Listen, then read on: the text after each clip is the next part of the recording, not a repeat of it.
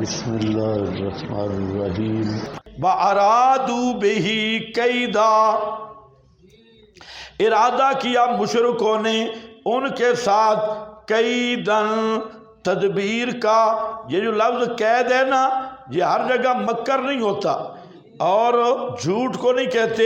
جس طرح ہمارے بعض ساتھی قرآن پورا نہیں پڑھتے تو وہ کہ قید الساحر، قید الفلاں، تو کہتے ہیں قید کا معنی جھوٹ ہے، مکر ہے، تو مکر نہیں ہوتا۔ اب یہاں قید کا لفظ ہے اور معنی کیا ہوگا؟ تدبیر، تدبیریں ان کی۔ فجعلناہم، پس کر دیا ہم نے ان کو الاخسرین، نقصان اٹھانے والے۔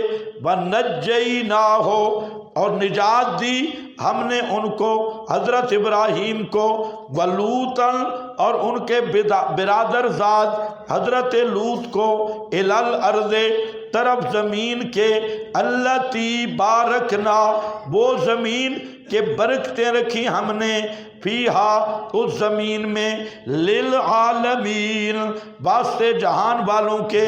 مراد کون سی زمین ہے؟ شام، یہ ملک شام۔ یہ ملک شام موجودہ جو سیریا ہے یہ نہیں مراد۔ بہت سارے لوگوں کو غلط فہمی ہے، خصوصاً جو میڈیا کے شیاطین ہیں، انہیں سمجھ ہی کوئی نہیں۔ وہ میڈیا میں ایک بالکل پاگل کا بچہ ہے، حقیقت ٹی وی۔ وہ حقیقت ٹی وی وہ بالکل منٹل ہے اور وہ خبریں بہت دیتا ہے اور ایسا چبل آدمی ہے، اور اس کا ماخذ اولیاء مقبول جان ہے، اور اولیاء مقبول جان بالکل ان پڑھ آدمی ہے۔ اسے کسی چیز کا میرا خیال ہے کوئی باپ دادا مولوی تھا اور یہ بالکل ان پڑھ اور جاہل انسان ہے۔ آج کل تو وہ مفتی بھی ہے، جمعے بھی پڑھا رہا ہے اور جمعے کا خطاب بھی ہوتا ہے۔ اور اس نے ابو نعیم کی کتاب الفتن وہ سامنے رکھ کے، پھر یہ مجتہد ہے اور اس نے کئی نتیجے نکالے ہوئے ہیں۔ آپ کے جو بزدل اور یہ جدید قسم کے ڈسکو حضرات ہیں، یہ بھی اولیاء مقبول جان کو بہت پسند کرتی ہیں، کیونکہ وہ آؤٹ پٹانگ بہت لگاتا ہے جو اولیاء مقبول جان ہے، حالانکہ بالکل ان پڑھ ہے، بالکل ان پڑھ، سکول کالج کی کوئی تعلیم ہوگی لیکن دینی حوالے سے بالکل چٹا ان پڑھ، اور ہے وہ محقق علل اطلاق، مذہب بھی اس کا کوئی نہیں، کبھی خادم رضوی کے پیچھے بیٹھا ہے، کبھی کس کے پیچھے، تو ہے بھی لا مذہب آدمی۔ تو انہوں نے فٹ کیا ہوا ہے جی کہ یہ تقریباً جب سے جنگ شروع ہوئی غزہ کی تو ان کے تبصرے سننے والے ہیں۔ انہوں نے پھر ایسی آؤٹ پٹانگ گفتگو شروع کی ہوئی ہے اور ساتھ بہانہ کرتے ہیں جی فلاں حدیث میں آیا ہے، فلاں حدیث میں آیا، حالانکہ وہ نری تحریف کرتے ہیں۔ تو یہ یاد رکھ لو، شام جو ہے، شام اس وقت کا، اور جو اصل شام ہے اس میں غزہ بھی ہے، فلسطین یہ بھی شام کا حصہ ہے، اور اردن یہ بھی شام کا حصہ ہے، اور جو موجودہ سیریا ہے یہ بھی شام کا حصہ ہے، اور اسرائیل یہ بھی شام کا حصہ ہے۔ گولان ہائٹس جو پہاڑیاں ہیں وہ بھی ساری شام کا ایریا ہے۔ تو شام ایک بہت بڑا ایریا ہے جس پر اسرائیل نے اب گریٹر اسرائیل بنانے کا جو منصوبہ بنایا ہے وہ پورے ان عرب علاقوں پہ ہے۔ تو مڈل ایسٹ کا ایک بہت بڑا ایریا وہ شام پہ مشتمل ہے، جہاں حضرت معاویہ رضی اللہ تعالی عنہ کی حکومت رہی، اور حضرت معاویہ رضی اللہ تعالی عنہ کو فاروق اعظم نے مقرر کیا تھا، اور پھر 20 سال تک وہاں حضرت گورنر رہے، اور 20 سال تک امیر المومنین کی حیثیت سے اس شام دمشق اس پورے ایریا میں حضرت رہے۔ تو بہرحال یہ جو غزہ شزہ ہے اور عثفان ہے، اردن ہے، اور یہ جن علاقوں پہ یہ حزب اللہ وہ حزب الشیطان کا قبضہ ہے، اور اسی طرح اور جو ارد گرد کے اکثر ایریے ہیں، تو یہ سب کس کا حصہ ہے؟ شام کے۔ یہ سرزمین انبیاء ہے۔ تو آج سمجھا جاتا ہے کہ صرف سیریا وہ خاص شام ہے، تو یہ غلط فہمی ہے۔ یہ پورا اکثر حصہ، یہ جتنے ممالک وہاں مختلف بن گئے، اور یہ خلافت عثمانیہ کے زوال کے بعد وہاں یہودیوں کو آباد کیا گیا، اور آج وہ وہی اسرائیل جو اسی جگہ پہ ہے، اور اب وہ گریٹر اسرائیل بنانے کے خواب دیکھ رہے ہیں، اور گریٹر کا مطلب مدینہ منورہ کے علاقے بھی ان کے نقشے میں ہیں، اور وہی خیبر والے علاقے اور بنو قریظہ، بنو نذیر، تو ان کا پورا منصوبہ ہے۔ لیکن عربوں کو پتہ نہیں کیا اللہ کی ناراضگی ان پہ آ گئی کہ یہ بالکل بے حس ہو گئے، ورنہ آج جو اسرائیل نے پچھلے سال ایک نقشہ جاری کیا تھا جس میں عرب کے ایریے انہوں نے خود دکھائے، وہ جو پرانے یہودیوں کے مراکز تھے کہ یہ ہماری حکومت کا حصہ ہیں۔ ہاں بھائی، وہ نہتے مجاہد تو ان کو تو صد آفرین کے اب تک ڈٹے ہوئے ہیں، اور یہ 57 اسلامی ممالک ان کو بھی آفرین ہے کہ یہ ایسے بے غیرت ہیں کہ بے غیرتی کی دنیا میں مثال نہیں ہے۔ یہ ساری اپنی اپنی چیزوں میں فوجیں رکھی ہیں، ایٹم رکھے ہیں اور کارٹون رکھے ہیں، یہ آپس میں لڑ رہے ہیں، اور وہ غزہ والے اور یہ سب امریکے کے پجاری اور اسرائیل کے پجاری اور یہود و نصارہ کی یہ روحانی تربیت یافتہ ٹیم ہے، اس لیے ان سے ڈرے ہوئے ہیں۔ حالانکہ کچھ بھی سوچتے تو وہ غزہ کے چند مجاہدین نے امریکے کا غرور بھی خاک میں ملا دیا، اور اسرائیل اور برطانیہ سارے ممالک اکٹھے ہو کے ان کو چند مجاہدین نے، جیسے افغانستان کے مجاہدین نے سب نیٹو کو چنے چبوا دیے تھے، اسی طرح غزہ کے مجاہدین بھی۔ تو ہمارے ان بے غیرتوں کو پتہ نہیں کہ اصل طاقت جہاد کی ہے۔ جہاد یہ اصل ہے۔ آپ نے ایسے نہیں فرمایا کہ جہاد جو ہے یہ ضرورت الاسلام ہے، اسلام کا کوہان ہے، عزت ہے، تو وہ جہاد کے ذریعے ہے۔ ہاں بھائی، تو کیا ہوا؟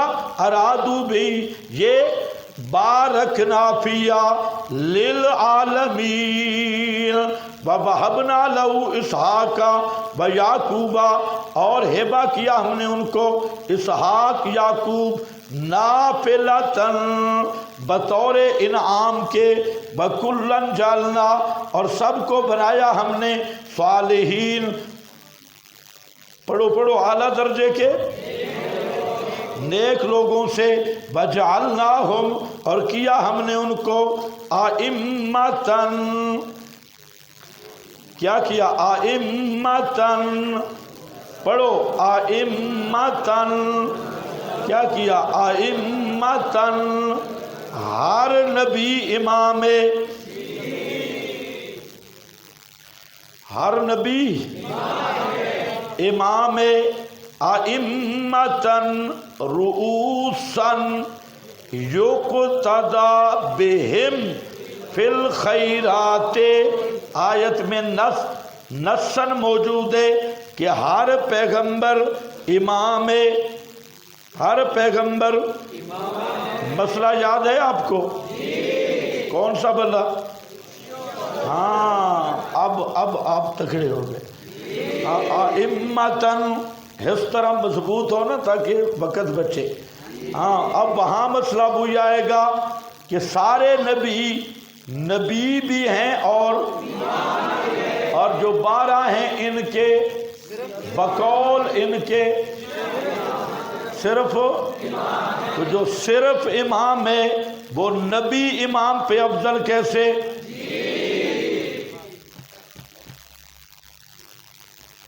وہ نبی امام پہ افضل ہو سکتا کسی طریقے بھی؟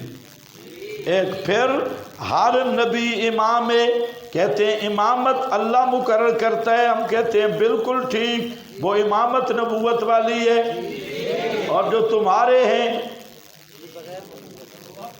ان کا فیصلہ کر لو، قیاس بھی پھر کر لو، ہر جگہ پہ پڑھتے ہیں جاعلک للناس اماما، اور ان کو گدھے کے گدھڑے پہلے فیصلہ کرو تمہارے جو ہیں وہ صرف امام ہیں یا امامت نبوت دونوں جمع ہیں ان میں؟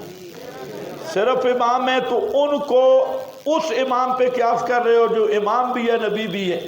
وہ امامت مع النبوت ہے، یہ امامت بدون النبوت ہے.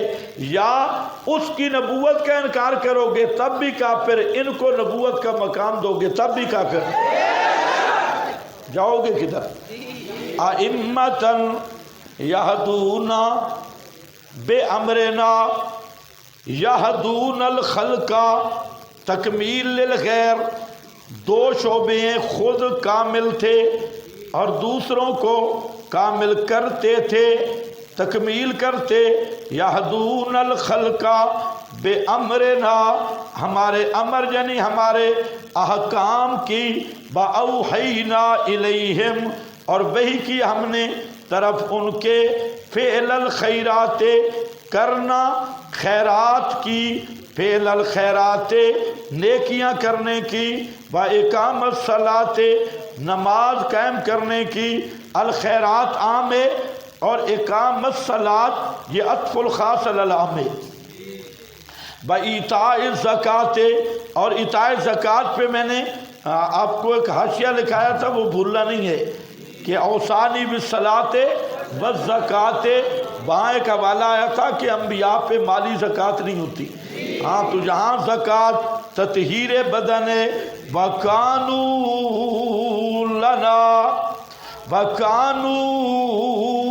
لَنَا، یہ ساری شانوں والے، سارے عظمتوں مقاموں والے یہ کیا تھے؟ کانوا لنا عابدین، تھے ہمارے سامنے.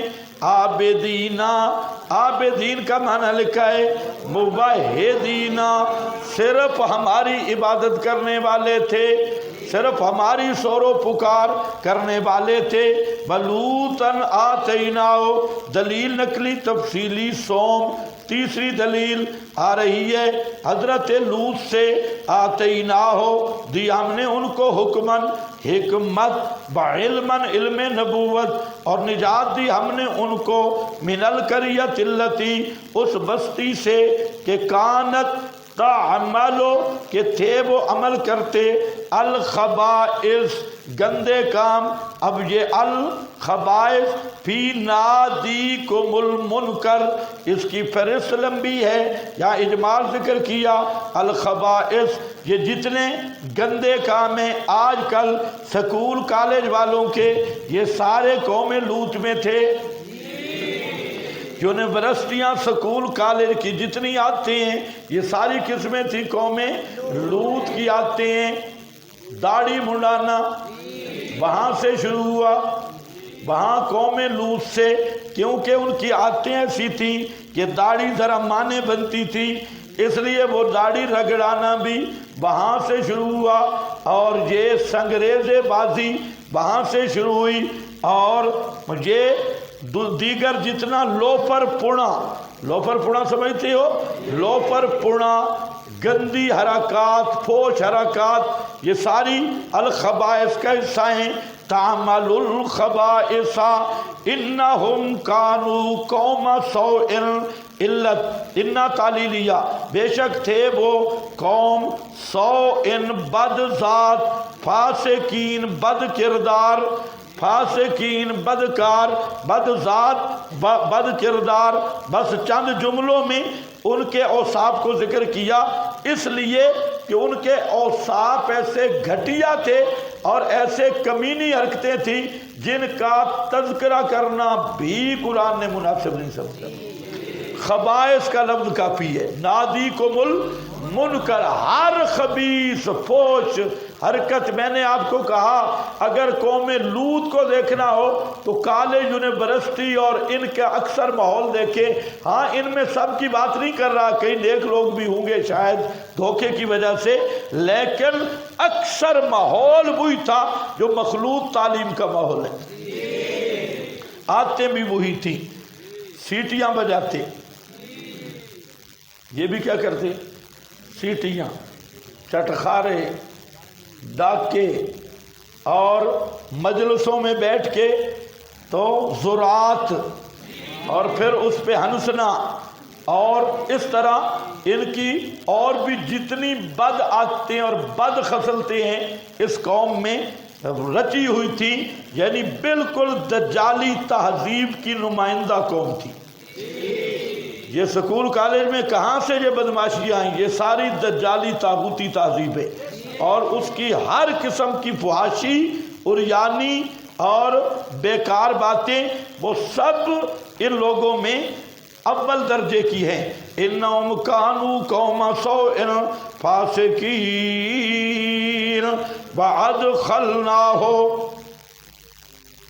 ادخلناہ ہم نے داخل کیا حضرت کو فی رحمتنا اپنی خاص رحمت میں، انہ من الصالحین بے شک وہ صالحین میں سے تھے۔ صالحین سے مراد اعلیٰ درجے کے نیک لوگ، یعنی معصوم لوگوں میں سے، معصوم لوگوں میں سے تھے صالحین۔ یہ آیت نمبر 75 آ گیا۔ پورا مضمون سورت انبیاء کا پیچھے چلے جاؤ، اللہ فرماتے ہیں کہ مسئلہ کیا ہے۔ اس قرآن کا مسئلہ بھی، پہلی کتابوں کا مسئلہ بھی، سارے نبیوں کا مسئلہ بھی وہ کیا ہے؟ لا الہ الا انا فاعبدون۔ اسی پہ آگے مسئلہ ذکر کیا، اعتراض جواب کے بعد حضرت ابراہیم کا تفصیلی واقعہ کہ حضرت ابراہیم نے اسی کی دعوت دی۔ اب یہاں تک آیت 75 تک انبیاء کی قولی دعوت کا ذکر تھا، اور یہاں سے اب حالی توحید اور عملی دعوت کا ذکر ہے۔ یہ قولی اعتقادی توحید کا بیان، اور یہاں سے اب شروع ہوگا توحید حالی، سمجھ گئے؟ توحید حالی کا بیان۔ اب دوسرا فائدہ سمجھے، دنیا میں جتنے مشرک ہیں وہ 4 وجوہات ہیں جس کی بنا پہ غیر اللہ کو پکارتی۔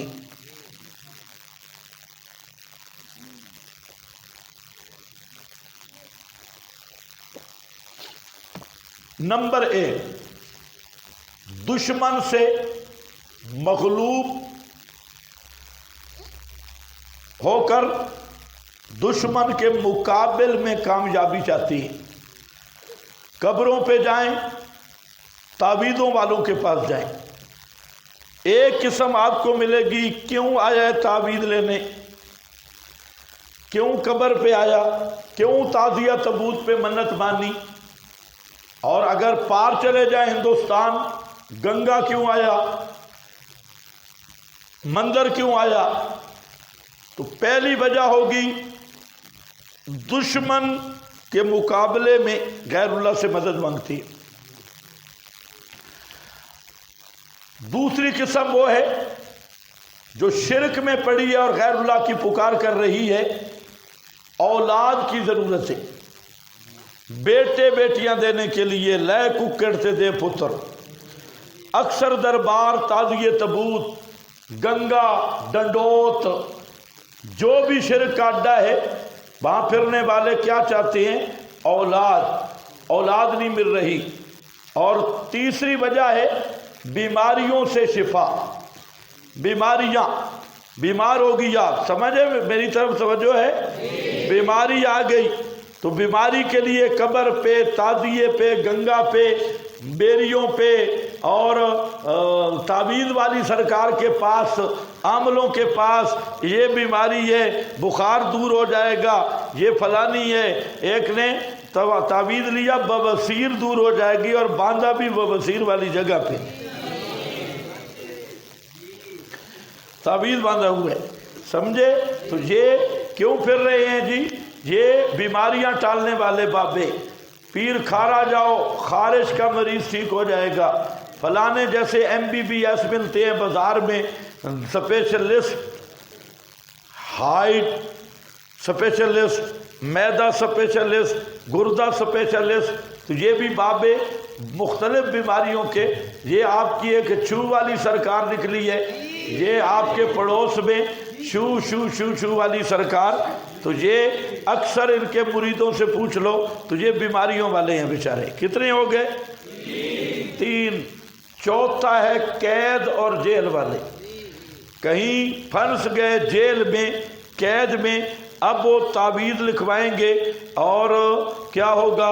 آپ کے ذہن میں آئے گا کہ زنانیوں والے بھی ہیں، تو وہ آ گیا اولاد میں زنانیاں بھی آ گئی، تو وہ اولاد کے وہ بھی متعلقات تھے۔ تو خیر پھر چوتھا کیا ہے؟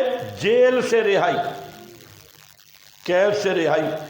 ان چار وجوہات پر غیر اللہ کی پکار ہو رہی ہے، معبود کوئی بھی ہو۔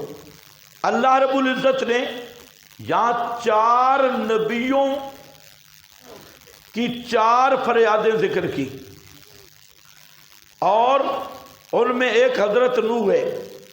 حضرت نوح کا دشمن سے پالا پڑا ہے۔ اللہ نے فرمایا کہ اوے دشمن سے مغلوب ہو کے غیروں کے دروازے پہ جانے والے میرے نوح کو دیکھو۔ نوح نے کس کو پکارا؟ اور پھر بیماریوں میں پریشان ہو کے غیر اللہ کے دروازوں پہ جانے والوں میرے ایوب کو دیکھو۔ ایوب نے کس کو پکارا؟ پھر اولاد کے لیے غیر اللہ کے تھانوں پہ جانے والوں میرے زکریا کو دیکھو۔ زکریا نے کس کو پکارا؟ پھر جیلوں میں گھبرا کر غیر اللہ کو پکارنے والوں میرے یونس کو دیکھو۔ اس نے جیل میں کس کو پکارا؟ کس کو پکارا اور کیسے پکارا؟ بس دو ہی باتیں ہیں کہ انبیاء نے کس کو پکارا اور کیسے پکارا، اور اسی بنیاد پہ اس سورت کا نام سورۃ الانبیاء ہے کہ انبیاء کی کالی مکالی دعوت بھی اور حالی دعوت بھی۔ خود انبیاء کے ساتھ جب یہ حوال آئے بیتے، وہ کس کو پکار رہے تھے اور کیسے پکار رہے تھے، اس بنیاد پہ اس سورت کا نام کیا ہے؟ سورۃ الانبیاء۔ ورنہ سورہ انعام پڑھو، سورہ انعام میں جہاں وَلَوْ أَشْرَكُوا لَحَبِطَ عَنْهُمْ مَا كَانُوا يَعْمَلُونَ آیا، اس سے پہلے 18 نبیوں کا ذکر ہے، جبکہ سورہ انبیاء میں بہت کم انبیاء کا ذکر ہے، ناموں کے لحاظ سے کم انبیاء ہیں، لیکن سورۃ الانبیاء کو سورت نبیوں والی سورت کہتے کیوں ہیں؟ کہ اس سورت میں نبیوں کی کالی دعوت بھی ہے، نبیوں کی حالی دعوت بھی ہے۔ تو اب چار نادا آئیں گے۔ نادا یہاں سے شروع ہوئے، نادا آواز دی، فریاد کی، نادا۔ اب پہلا نادا آ رہا ہے وَنُوحًا إِذْ نَادَى، وَنُوحًا إِذْ نَادَى، دلیل عقلی تفصیلی ہے چہارم۔ چوتھی، نوح پیغمبر نے اذ نادا، جب بلایا۔ اب قرآن جہاں وضاحت نہیں کرے گا، اتنا بتانا ہے کہ نوح نے کس کو پکارا اور کیسے پکارا۔ دوسرا مقام نکال لو، انی مغلوب فانتصر، دعا ربہ، انی مغلوب فانتصر، نوح اپنے رب کے سامنے رو پڑا، دعا ربہ، یہ وہی ربہ ہے جو قال ربکم ادعونی استجب لکم ونوحا اذ نادا۔ دیکھو، نوح کذبت قبلہم، صفحہ 981 اور ساتھ سورہ نوح بھی نکال لیں۔ کذبت قبلہم قوم نوح فکذبوا عبدنا، انہوں نے ہمارے بندے کی تکذیب کی اور کیا کہا؟ وقالوا مجنون، وقالوا مجنون وازدجر، اور کہا انہوں نے مجنون ہے اور جھڑکا گیا۔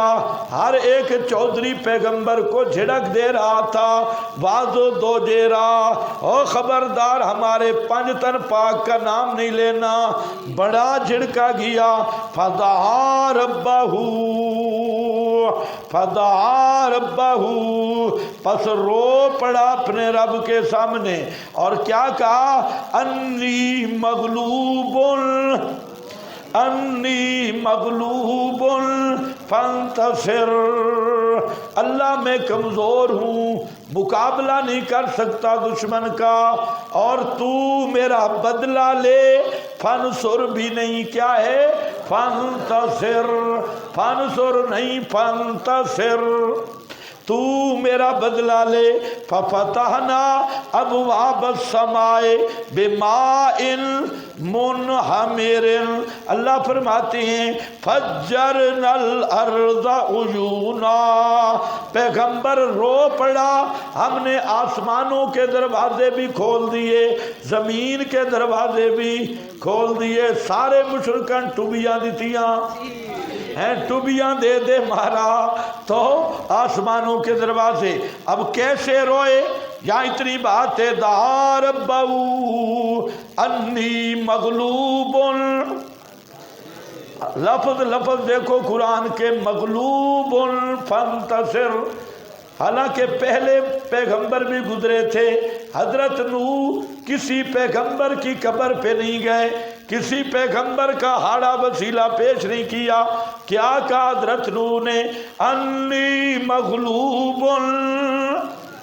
اور سوچتے ہو آج کے مشرکوں کو بھی مفتی احمد یار نے لکھا ہے، اولیاء اللہ کے ہاتھ میں، وہ چاہیں تو ایک بزرگ بگڑ گیا اور کہنے لگا اگر میں چاہوں تو آسمان کو زمین پہ گرا دوں اور زمین کو گیند بنا کے آسمان سے چپکا دوں۔ یہ بریلوی پیر ہے اور اللہ کا معصوم نبی کیا کہتا ہے؟ مغلوب فانتصر۔ سوچتے ہو کیا لوگوں نے توحید کے ساتھ کیا کیا۔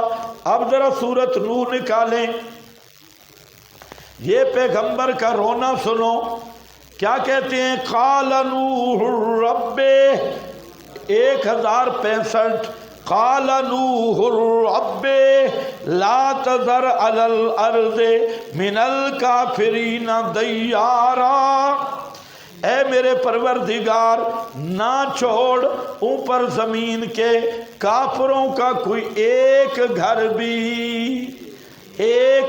بھی۔ سمجھے؟ سختی تو نہیں ہو گئی؟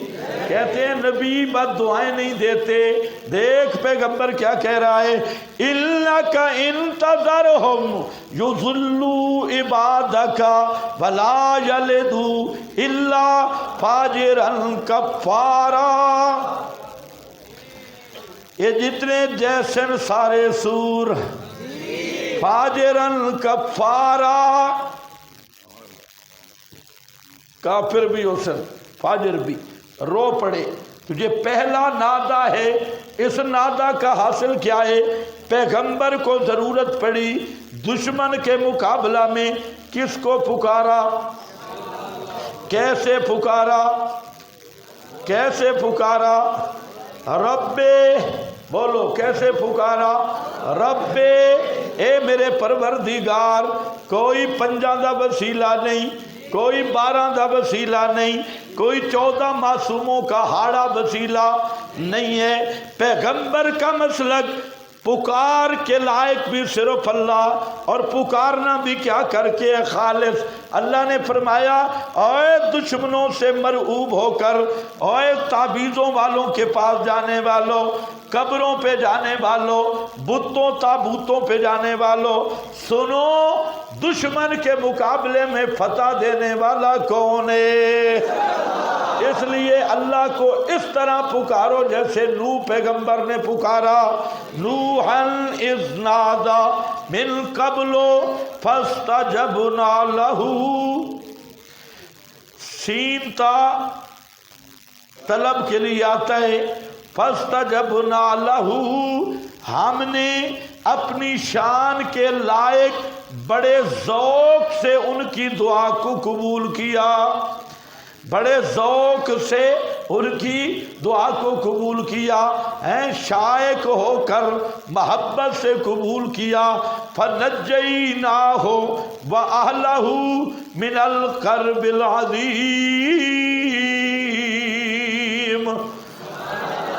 نوح کو نجات دینے والا کون؟ وہ تو خود نہیں بچ سکتے تھے، ہمیں پکار رہے تھے، ہم نے انہیں نجات دی۔ ان کے متعلقین کو بھی کس نے نجات دی؟ اہلہ، یا اہل سے مراد اتباعیں۔ بات ہو گئی اعلیٰ فرعون پہ، ان کے ماننے والے کس سے؟ من الکرب، کرب سے، ایذا تکذیب قوم شدید مدید، 950 سال کی ایذائیں تھیں اور تکذیب تھی، پیغمبر کو ہم نے نجات دی۔ نصرنا ہو من، یا نصر ینصرو کا جب صیغہ من آ جائے تو معنی انتقام والا ہوتا ہے۔ نصرنا ہو من القوم الذین کذبوا، ہم نے بدلہ لیا ان کا۔ نصرنا انتقمنا، ہم نے انتقام لیا نوح کا، کیونکہ وہ کیا کہہ رہے تھے؟ فن تصر، تو یہاں نصرنا کا صلہ کیا آیا؟ من، تو نے نصرنا من میں وہی انتقمنا، ہم نے بدلہ لے لیا من القوم الذین کذبوا بآیاتنا، اس قوم سے کہ جھٹلایا انہوں نے ہماری آیات کو۔ انہم کانوا، یہ علت ہے اس لیے کہ تھے وہ قوم سوء، قوم بد، بری قوم۔ فاغرقناہم اجمعین، پس ہم نے غرق کیا ان سب کو۔